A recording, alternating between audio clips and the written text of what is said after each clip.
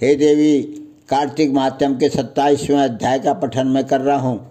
गणों ने कहा, विष्णुदास एक दिन भोजन तैयार करके भक्ति में तल्लीन था कि कोई उनका भोजन चुरा कर ले गया, लेकिन सायंकाल की आराधना हो सके और व्रत भंग न हो, इसलिए उसने उस दिन दोबारा भोजन तैयार नहीं किया। श्री नारद जी ने कहा, हे राजन, इस तरह लगातार 7 दिन तक कोई दूसरा भोजन चुराता रहा। तब वह हैरान होकर सोचने लगा कि ये तो बड़ी विचित्र घटना है कि न जाने कौन हर रोज मेरे भोजन को चुरा कर ले जाता है। फिर भी इस देव स्थान को छोड़ना नहीं चाहिए। अगर मैं भोजन बनाकर खा लेता हूँ तो देर हो जाएगी और पूजा छूट जाएगी। अतः मुझे भोजन बनाकर तुरंत खाना नहीं चाहिए।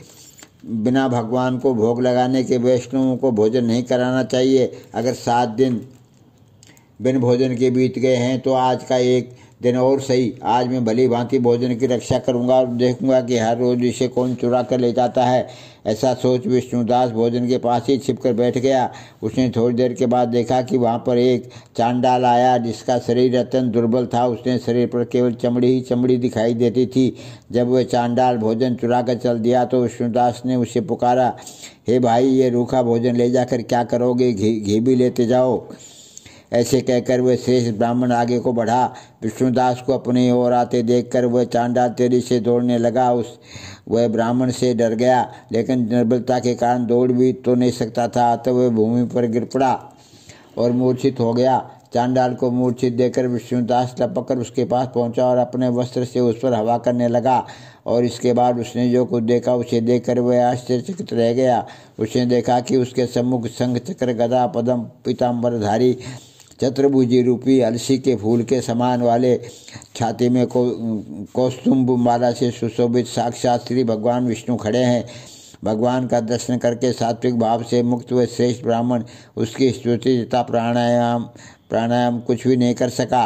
वहीं पर सब इंद्र आदि देवता भी उपस्थित हो गए और गंधर्व तथा अप्सराएं आकर गीत गान करने लगी तथा नृत्य करने लगी। ब्राह्मणों ने प्रणाम करने के लिए भी उतावला हुआ, क्यों ही वहाँ संपूर्ण देव, गंधर्व और अप्सराएं आ गई। नरसंगीत होने लगे।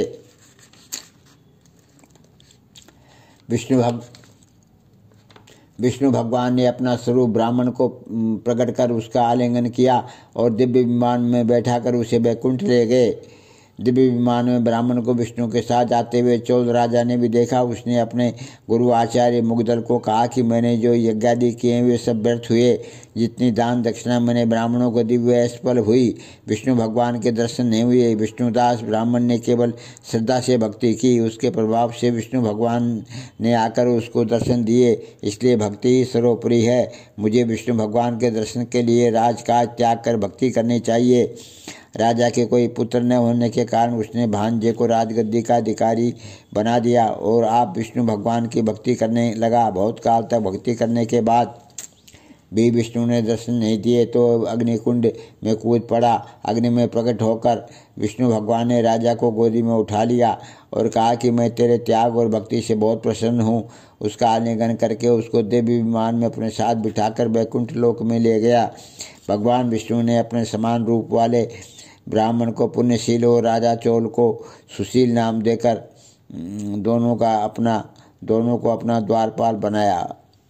और 27 कार्तिक मात्यम के 27वें अध्याय की जय। हे देवी, मैंने कार्तिक मात्यम का 27वां अध्याय तुम्हारे को सुनाया है, इसका पठन करना।